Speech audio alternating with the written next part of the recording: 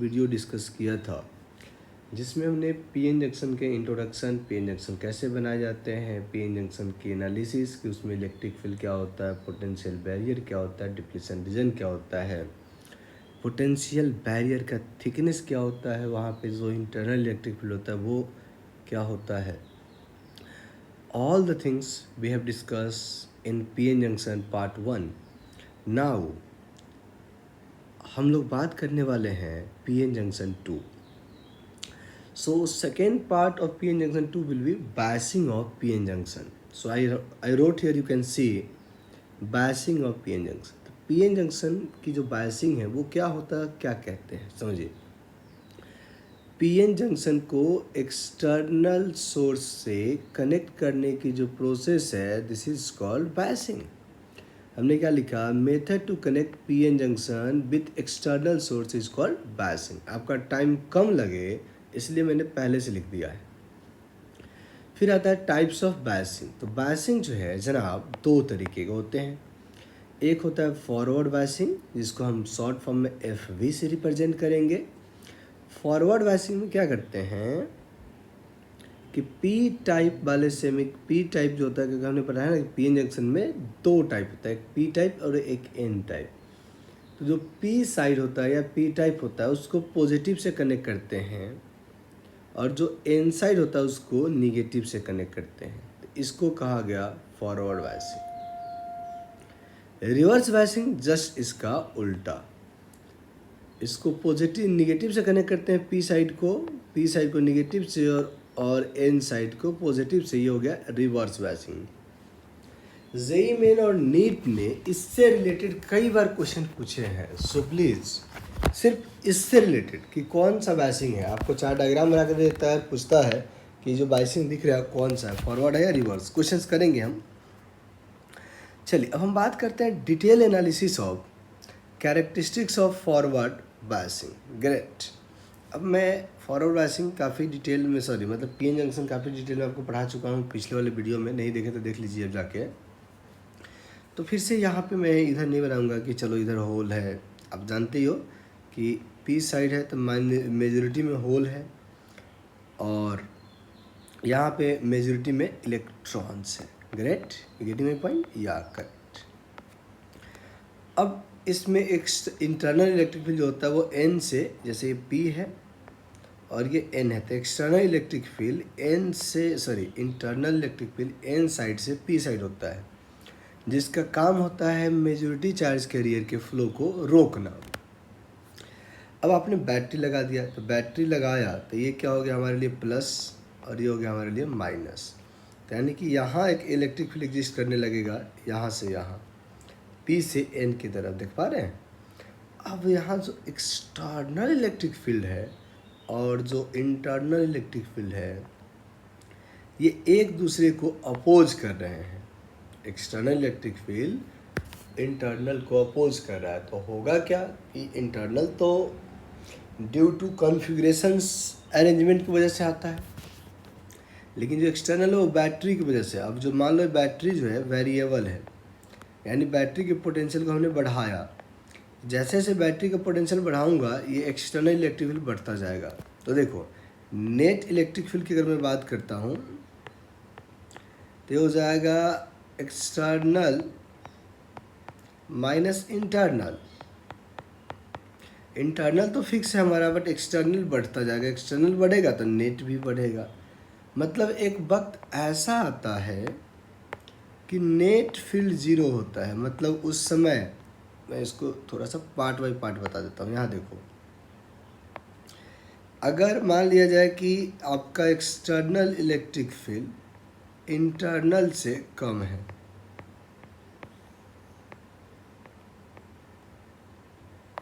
आपका जो external electric field है लल्ला वो इंटरनल इलेक्ट्रिक फील्ड से लेस देन है या इक्वल टू है, इस केस में क्या होगा कि इंटरनल डोमिनेटिंग हो गया। इंटरनल अगर डोमिनेटिंग है तो वो आपके मेजॉरिटी चार्ज कैरियर को पहले भी मूव नहीं करने दे रहा था और अभी भी मूव नहीं करने देगा, यानी कि आपको कोई करंट नहीं मिलेगा। लेकिन जब एक्सटर्नल ज़्यादा हो जाएगा, किससे, इंटरनल से, तो वो आपके इंटरनल को बैलेंस करेगा या आपके इंटरनल पे भारी पड़ जाएगा, डोमिनेटिंग हो जाएगा। तो वो आपके इंटरनल को बोलेगा चुपचाप बैठा रहा, तो किसी भी चार्ज को अपोज नहीं करेगा और यहाँ से करंट आपको मिलने लगेगा। तो सिर्फ फॉरवर्ड बायसिंग करने से करंट नहीं मिलता है। फॉरवर्ड बायसिंग के साथ साथ ये श्योर करना होता है कि जो आपका अप्लाइड सोर्स है, क्या उसका electric field internal electric field से ज़्यादा है या कम है। ठीक है, ओके। तो जैसे देखिए हमने बताया कि अगर एक्सटर्नल ज़्यादा है तो majority charge carrier hole jump करने लगता है पी से एन की तरफ और इलेक्ट्रॉन एन से पी की तरफ। तो इसलिए मेन करंट हमें मिलने लगता है, आई इधर मिलने लगता है। ठीक है, अच्छा अब बात कर लेते हैं इसकी आईवी कैरेक्टरिस्टिक्स की, फिर हम बात करेंगे फॉरवर्ड बायसिंग की प्रॉपर्टीज़ की। तो देखिए हमने क्या बताया कि अच्छा एक पोटेंशियल बैरियर के टर्म्स में समझिए, हर इलेक्ट्रिक फील्ड के करस्पॉन्डिंग कुछ ना कुछ पोटेंशियल होता है। और आपने पढ़ा होगा कि डेल्टा वी इजकल टू होता है ई इंटू डी। नहीं पढ़े हो तो पढ़ लीजिए, इलेक्ट्रोस्टैटिक्स के सेकेंड चैप्टर में आपको पढ़ाया जाएगा। तो यानी कि यहाँ हमने कल बताया भी था कि डिप्लेशन रीजन में कुछ ना कुछ पोटेंशियल होता है जिसको कहा जाता है पोटेंशियल बैरियर। क्यों? क्योंकि मेजॉरिटी चार्ज कैरियर के फ्लो को अपोज करता है। तो उसी तरीके से है कि आपका जो अप्लाइड पोटेंशियल है, जो बैटरी आप अप्लाई कर रहे हैं, अगर अप्लाइड पोटेंशियल आपके पोटेंशियल बैरियर से ग्रेटर है तो करंट आपको मिलेगा, अगर उससे कम है तो करंट आपको नहीं मिलेगा। उससे कम या उसके इक्वल है तो you will not get any kind of current. So look here, यही पॉइंट यहाँ मैंने मार्क किया है। आई वी कैरेक्टरिस्टिक, इधर आई है और इधर वी है। तो देखिए हमें तब तक करंट नहीं मिला जब तक हमारा अप्लाइड पोटेंशियल बैरियर पोटेंशियल को क्रॉस नहीं कर जाता, लेकिन उसके बाद हमें करंट मिलने लगा, सुई करते हुए यहाँ से करंट मिलने लगा। समझ पा रहे हो? तो ये है IV characteristics of forward biasing. अब हम बात करते हैं प्रॉपर्टीज ऑफ फॉरवर्ड बायसिंग की।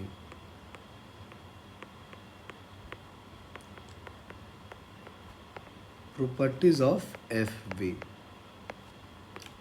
पहला प्रॉपर्टी ये है कि ये नॉन ओहमिक है। नॉन ओहमिक क्योंकि आप देखें इन दोनों के ग्राफ, आई और वी का ग्राफ नॉन ओहमिक, इसलिए जब भी इसके रेजिस्टेंस निकालोगे ना तो ये होता है delta V by delta I, I by V by I नहीं, delta V by delta I. अब कहते हैं बच्चे डेल्टा वी क्यों? जैसे मान लो इसके करस्पॉन्डिंग वोल्टेज वी है और इसके करस्पॉन्डिंग करंट आई है, इसके करस्पॉन्डिंग वोल्टेज V1 I1 कह दीजिए, V2 है और करंट I2 है। इस तरीके से हम निकाल सकते हैं। चलिए दूसरा पॉइंट ये है कि it work as a switch, इट वर्क as a switch in ideal case. in ideal case, अगर आइडियल फॉरवर्ड बायसिंग है तो उसको स्विच मानना है, रेजिस्टेंस उसका जीरो मान लेना है। जैसे मान लो ये हमारे पास डायोड है, मतलब हाँ, और इसको हमने कर दिया फॉरवर्ड बायसिंग में कनेक्ट। इसको सिंपली आप ऐसे एक वायर से रिप्लेस कर दीजिए, डायोड की जगह पे आप एक वायर लगा दीजिए। हालांकि इसका नेक्स्ट पार्ट जब आएगा तो उसमें मैं सर्किट सोल्व करना सिखाऊंगा, लेकिन अभी अगर समझ लोगे तो उस समय और मज़ा आएगा। समझ पा रहे जंपा पूरा लोग? हाँ, ये हो गया। अच्छा, अगर रियल फॉरवर्ड बायसिंग की बात करते हो, रियल फॉरवर्ड बायसिंग में रेजिस्टेंस जो होता है वो अप्रॉक्सीमेटली 100 ओम के आसपास होता है। ठीक है। फोर्थ पॉइंट देखिए यहाँ पे, इधर आ जाइए। ये पॉजिटिव चार्ज है और इधर होल है, होल भी पॉजिटिव चार्ज होता है। तो एक पॉजिटिव दूसरे पॉजिटिव को धक्का देगा। इधर ये निगेटिव है, प्लेट भी निगेटिव, और यहाँ पे इलेक्ट्रॉन के पास भी निगेटिव चार्ज होता है। फिर एक निगेटिव दूसरे निगेटिव को धक्का देगा तो होगा क्या ये डिप्लेशन रीजन जो है धीरे धीरे छोटा होता जाएगा। विड्थ इसका इधर से कंप्रेस करेगा, इसको इधर से कंप्रेस करेगा, तो डिप्लेशन रीजन का विड्थ जो है धीरे धीरे घटने लगेगा। So width of depletion region decreases, depletion region decreases. Okay fine. Fifth point पे आते हैं कि यहाँ पे जो करंट मिलता है वो आपको मिलता है due to majority charge carrier.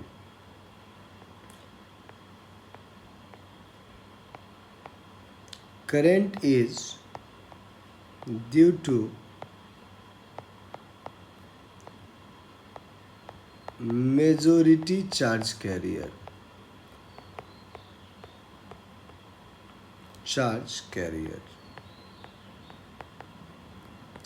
Next है कि साहब एक्सटर्नल फील्ड जो है इंटरनल को अपोज करता है।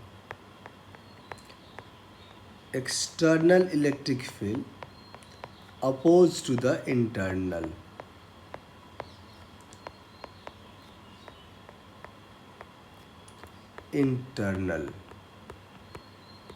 ठीक है, तो ये हो गया, हम बात कर रहे थे फॉरवर्ड बायसिंग का, तो ये फॉरवर्ड बायसिंग हो गया। चलिए अब हम बात करेंगे आपसे रिवर्स बायसिंग का। तो प्लीज़ ध्यान दीजिएगा, ये सारे board as well as JEE NEET के लिए बहुत ही ज़्यादा इंपॉर्टेंट टॉपिक है। अगर इस बार का जेई मेन का पेपर देखें, कल ही मेरी किसी स्टूडेंट से बात हो रही थी, तो बोले सर जेई इस सेमीकंडक्टर जैसे टॉपिक से दो क्वेश्चन तो वो हर साल पूछते हैं। ट्रांजिस्टर, लॉजिक गेट लगभग फिक्स होता है, लेकिन कम्युनिकेशन से भी 2 क्वेश्चन पूछे गए हैं। तो इसलिए बता रहा हूँ कि सारे बच्चे ध्यान दें, कंपटीशन अब हेल्दी हो चुका है। You have to go through each and every point very clearly, और you can say crystal clear. जब तक ऐसा आप नहीं कर लेते तब तक फिर ये मत मानिए कि सिलेक्शन आपका होने वाला है। रिवर्स बायसिंग में जैसे मैंने बताया कि पी साइड को निगेटिव से कनेक्ट करते हैं और एन साइड को पॉजिटिव से, ये हो गया रिवर्स बायसिंग। इसका डायग्राम देखिए, जैसे ये पी है तो इधर होगा होल पॉजिटिव चार्ज, और इधर होगा इलेक्ट्रॉन मेजॉरिटी में, क्योंकि ये एन है, ये पी है, ये एन है, इधर होगा इलेक्ट्रॉन नेगेटिव चार्ज। समझिएगा थोड़ा सा लॉजिकली चीज़ों को। जैसे यहाँ पे ये हो गया प्लस और ये हो गया, सॉरी ये हो गया माइनस और ये हो गया प्लस। अब ये माइनस क्या करेगा, इस प्लस को, होल को अट्रैक्ट करेगा, और ये प्लस इस इलेक्ट्रॉन को अट्रैक्ट करेगा। या सिंपली दूसरे तरीके से ये समझ लीजिए कि पहले से इंटरनल फील्ड इसको तो अपोज कर ही रहा है, किसको, मेजॉरिटी चार्ज कैरियर को, और जो एक्सटर्नल आया वो भी मेजॉरिटी को ही अपोज कर रहा है। वही कहानी हो गई कि बेटा तो रंगदारी मांग ही रहा था, बाप आके भी बोलता है कि ठीक है सही कर रहा, और मांगो कोई दिक्कत नहीं, मेरा भी सपोर्ट है। मतलब इंटरनल फील्ड पहले से अपोज करके रखे हुआ है, मेजॉरिटी चार्ज कैरियर को बोल रखा है कि तुम में से कोई आगे नहीं बढ़ेगा, और एक्सटर्नल भी यही कह रहा है कि तुम में से कोई आगे नहीं बढ़ेगा। लेकिन एक क्या होगा यहाँ पे कि जैसे यहाँ पे पी साइड में होल मेजॉरिटी में है, माइनॉरिटी में इलेक्ट्रॉन्स होते हैं, और एन साइड में मेजॉरिटी में इलेक्ट्रॉन्स है तो माइनॉरिटी में होल होता है। तो अब ये निगेटिव जो है इस इलेक्ट्रॉन को धक्का देगा इस डायरेक्शन में, और ये जो पॉजिटिव है इस होल को धक्का देगा इस डायरेक्शन में। इसका वजह क्या है कि मेजॉरिटी तो मूव नहीं करेगा, जो मेजॉरिटी चार्ज कैरियर है वो मूव नहीं करेगा, but minority charge carrier will start motion from P to N और एन टू पी। इसके वजह से कुछ ना कुछ करंट मिलेगा, बट दुर्भाग्य है कि इस एलिमेंट का, मतलब इन दोनों एलिमेंट, माइनॉरिटी की वजह से जो करंट मिलता है वो बहुत कम मिलता है, माइक्रो में मिलता है।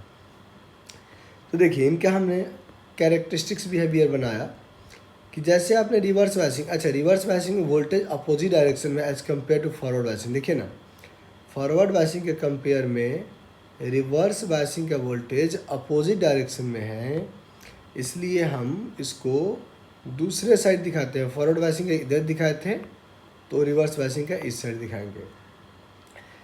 देखिए यहाँ पे क्या है कि जैसे जैसे आप वोल्टेज बढ़ाते गए तो माइनॉरिटी के कारण आपको करंट मिलता गया। ये करंट वेरी वेरी स्मॉल है, लेकिन एक जगह पे आके करंट अचानक बढ़ गया। वोल्टेज फिक्स है फिर भी करंट बढ़ गया। इसको बोलते हैं ब्रेक डाउन वोल्टेज या जेनर वोल्टेज। अब इसका रीज़न क्या है, देखिए ये समझिए कि एक्सटर्नल फील्ड और इंटरनल फील्ड मिलके इतना ज़्यादा रंगदारी हो गया है। जैसे पहले इंटरनल था तो सिर्फ मेजॉरिटी को धक्का दे रहा था, मेजॉरिटी को रोक रहा था। एक्सटर्नल आया तो उसने सारे मेजॉरिटी को रोकने लगा स्ट्रांगली। अब ये दोनों फील्ड एक टाइम पे इतना पावरफुल हो जाएगा, इतना पावरफुल हो जाएगा कि डिप्लीशन रीजन के कोवेलेंट बॉन्ड के इलेक्ट्रॉन्स को घर में से खींच के निकालना स्टार्ट कर देगा। जब सुनते होंगे कि कभी कभी किसी सोसाइटी में किसी बंदे की दबदबा इतना बढ़ जाता है कि जिसको मर्जी उसको घर में घुस कर मारने लगता है, घर में से खींच कर उसको मार देता है। मैं एक कहानी बताता हूँ। काफ़ी पहले मुझे एक दोस्त से बात हुई, काफ़ी पहले की बात है, 2-3 साल पहले। तो बताया था कि यूपी में आज से मतलब 15 साल पहले ये सिचुएशन था कि भाई साहब अगर मजदूरी करवाना है तो कुछ नहीं, छोटे बस्ती में चले जाओ ट्रैक्टर लेके, जो दिखे उसको बैठाओ, बुला लो, काम करवाओ, रोटी दो, कहानी ख़त्म। तो ये क्या थे, एक तरह का दादागिरी था। तो उसी तरीके का यहाँ भी है कि ये फील्ड इतना ज़्यादा बढ़ जाएगा कि इलेक्ट्रॉन्स को बॉन्ड से बाहर निकालने लगता है। अब जैसे वो इलेक्ट्रॉन बॉन्ड को ब्रेक करने लगता है तो electron hole pairs huge amount में प्रोड्यूस होने लगता है, और उसी का नतीजा है कि कांस्टेंट पोटेंशियल पे करंट देखिए ना स्वयं बढ़ता जा रहा है। करंट देखिए सेम पोटेंशियल पे करंट 1 एम्पियर मान लो, फिर सेम पोटेंशियल पे करंट 10 एम्पियर, सेम पोटेंशियल पे करंट 10 एम्पियर, यानी कि अचानक करंट क्या हो गया, बढ़ गया। आप इसको ऐसे भी समझ सकते हो कि साइकिल के टायर में हवा डालते गए डालते गए डालते गए डालते गए, एक बार वाला भ्राम से फट गया, राइट। तो एग्जैक्टली यही हुआ कि अचानक से कोवेलेंट बॉन्ड्स ब्रेक कर गए, number of electron hole pairs huge amount में क्रिएट हो गया। तो ये हो गया रिवर्स बायसिंग की कैरेक्टरिस्टिक्स। वीवी को बोलते हैं, अच्छा यहाँ पे एक और जो नी पोटेंशियल होता है, इसको बोलते हैं नी पोटेंशियल। ये जो नी पोटेंशियल होता है फॉरवर्ड बायसिंग का, सिलिकॉन की अगर बात करोगे तो सिलिकॉन का 0.7 वोल्ट और जर्मेनियम का 0.3 वोल्ट होता है। अच्छा इसमें आ जाइए, तो ये होता है ब्रेक वीवी या वीजेड, इसको ब्रेक डाउन या जेनर वोल्टेज कहते हैं।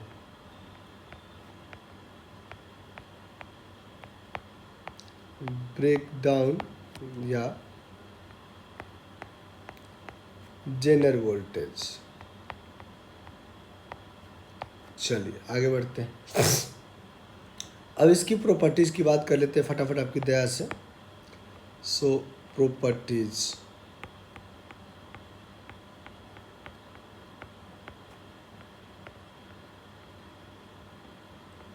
देखिए पहला तो ये हो जाएगा कि जो भी करंट आपको मिलता, ये भी फिर से वही कहानी कि it is a non ohmic.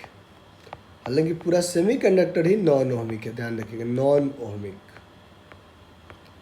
अच्छा जी, तो फिर से वही कहानी कि R equal to delta V by delta I. Okay, दूसरा एक्सटर्नल इलेक्ट्रिक फील्ड जो है, external electric field support to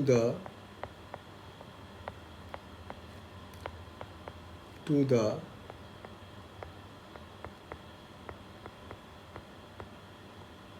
internal electric field.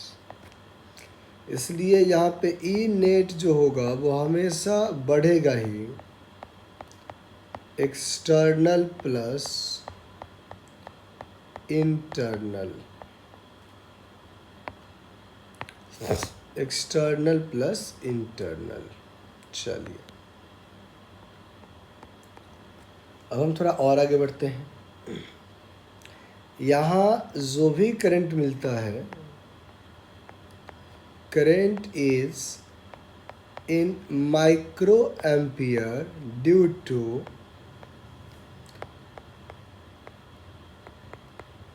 Minority charge career.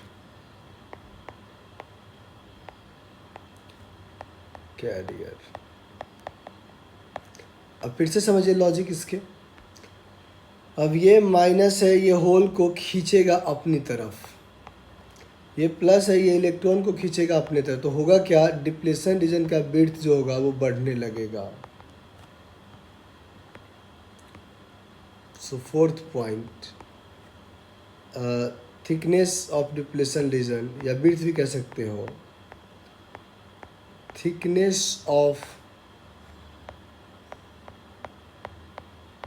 depletion region increases।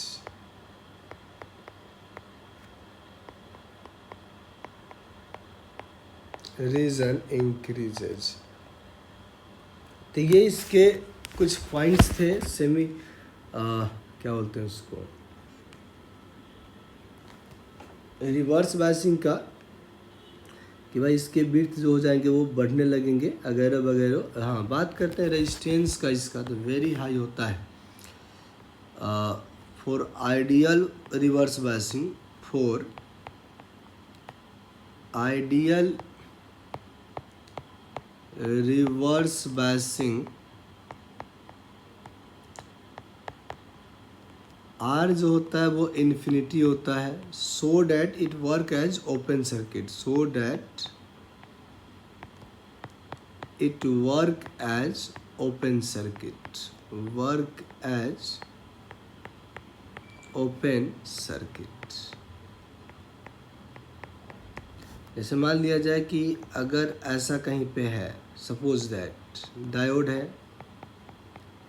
ये रेजिस्टेंस है, निगेटिव पॉजिटिव, तो इसको हम ऐसे रिप्रेजेंट करेंगे,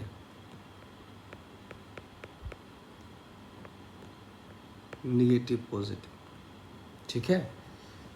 और ऐसे अगर हम बात करते हैं for real diode, for real forward biasing,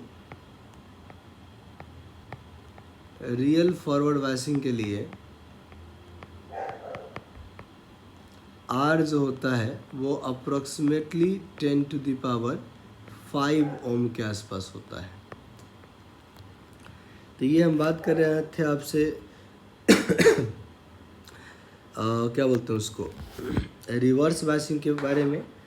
अब वेट कीजिएगा, नेक्स्ट जब आएगा तो हम बताएंगे कि भाई साहब रिवर्स बायसिंग के डिप्लेशन रीजन में जो ब्रेकडाउन होता है वो कितने तरह का होता है। एक होता है एवलांच, एक होता है ब्रेकडाउन। तो उसको जेनर ब्रेकडाउन, इन दोनों को डिस्कस करने के बाद पीएन जंक्शन डायोड पे बेस्ड न्यूमेरिकल्स होगा। फिर उससे नेक्स्ट वीडियो में हम डायोड के टाइप्स की चर्चा करेंगे। तो फिलहाल आज तक बने रहिए मेरे साथ, जब तक हैं हम तब तक। Thank you to all of you, love you guys.